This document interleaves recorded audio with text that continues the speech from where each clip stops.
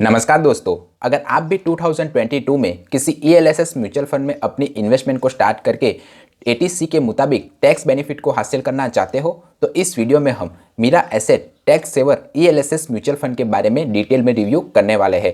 तो अगर आप भी चाहते हो कि आप इस म्यूचुअल फंड में निवेश करके एटीसी के मुताबिक टैक्स में बेनिफिट हासिल करना चाहते हो तो इस वीडियो को अंत तक जरूर देखिएगा। तो ये एक ईएलएसएस म्यूचुअल फंड है। अब जिसे नहीं पता कि ईएलएसएस म्यूचुअल फंड किसे कहते हैं तो ईएलएसएस म्यूचुअल फंड एक टैक्स सेवर म्यूचुअल फंड है। आप अगर इस म्यूचुअल फंड में निवेश करते हो तो आपको एटीसी के मुताबिक टैक्स बेनिफिट मिलेगा। पर इस ईएलएसएस म्यूचुअल फंड की एक खासियत है, आपको इसमें 3 साल का लॉकिंग पीरियड रहेगा। तो 3 साल तक आप अपने निवेश किए हुए पैसे को इस म्यूचुअल फंड से निकाल नहीं पाओगे।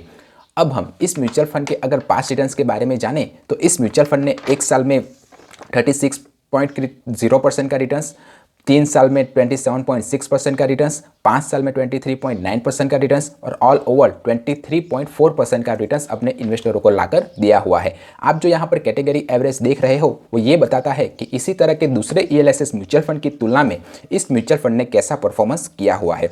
तो इस म्यूचुअल फंड ने हर बार अपने कैटेगरी एवरेज से अच्छा परफॉर्मेंस दिया हुआ है।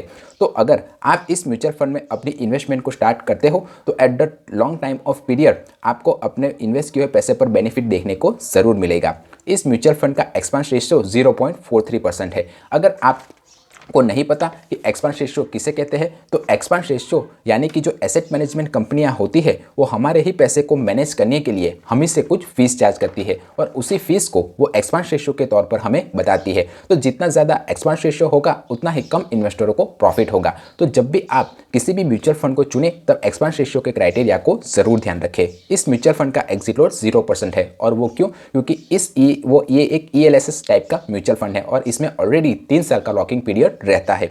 ये जो म्यूचुअल फंड है वो बेंचमार्क निफ्टी 500 ट्राई को फॉलो करता है। अगर आप इस म्यूचुअल फंड में अपनी इन्वेस्टमेंट को स्टार्ट करना चाहते हो तो एसआईपी 500 रुपीज़ और लमसम अमाउंट 500 से स्टार्ट कर सकते हो। ये जो म्यूचुअल फंड है इन्वेस्टरों के 99.31% रुपीज़ को इक्विटी यानी कि शेयर बाजार में निवेश करता है। तो शेयर बाजार के उतार चढ़ाव का इस म्यूचुअल फंड के ऊपर सीधा असर आपको देखने को ज़रूर मिलेगा। ये जो म्यूचुअल फंड है वो लार्ज कैप में 73.82%, मिड कैप में 17.82% और स्मॉल कैप में 7.66% इन्वेस्टरों के पैसे को निवेश किया हुआ है। टॉप स्टॉक होल्डिंग कंपनियां देखें तो इसने HDFC bank, Infosys limited, ICICI bank और रिलायंस इंडस्ट्रीज जैसी अच्छी कंपनियों में इन्वेस्टरों के पैसे को लगाया हुआ है। और एलोकेशन बाय सेक्टर देखें तो इसने financial sector, technology sector, automobile sector और एनर्जी सेक्टर में इन्वेस्टरों के पैसे को निवेश किया हुआ है। इस म्यूचुअल फंड का स्टैंडर्ड डेविएशन 20.95% है जो अपने कैटेगरी एवरेज से थोड़ा ज़्यादा है। अब जिसे नहीं पता कि स्टैंडर्ड डेविएशन किसे कहते हैं तो स्टैंडर्ड डेविएशन एक रेंजिंग फैक्टर है। जितना ज़्यादा स्टैंडर्ड डेविएशन होगा उतना ही हाई वॉलेटाइल और रिस्की म्यूचुअल फंड माना जाएगा। तो जब भी आप किसी भी म्यूचुअल फंड को चुने तब कम स्टैंडर्ड डेविएशन वाले ही म्यूचुअल फंड को ज़रूर चुने, क्योंकि जितना कम स्टैंडर्ड डेविएशन होगा उतना ही अच्छा और वेल परफॉर्मिंग म्यूचुअल फंड को माना जाएगा। ये जो म्यूचुअल फंड है वो इन्वेस्टरों को कंसिस्टेंटली रिटर्न्स जनरेट करके दे रहा है और इसका डाउन साइड प्रोटेक्शन भी अच्छा है compare to other mutual fund. अब डाउन साइड प्रोटेक्शन से मेरा मतलब है कि अगर मार्केट क्रैश होगा तो ये म्यूचुअल फंड भी क्रैश होगा, पर compare to other ELSS mutual fund ये म्यूचुअल फंड कम क्रैश होगा।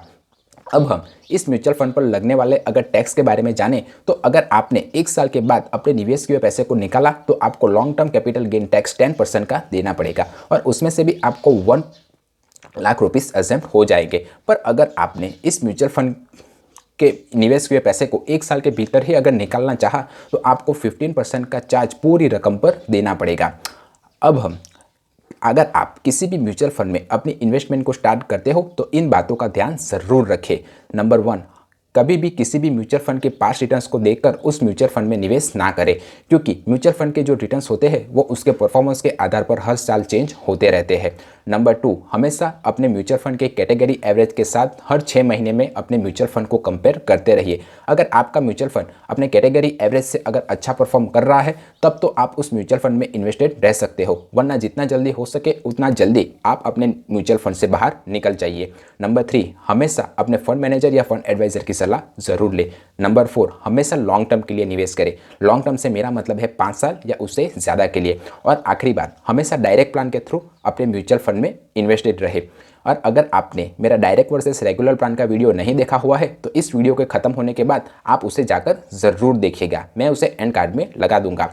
अगर फाइनेंशियल से रिलेटेड कोई और क्वेश्चन या क्वेरी हो या म्यूचुअल फंड से रिलेटेड कोई और क्वेश्चन या क्वेरी हो तो आप मुझे कमेंट कर सकते हो।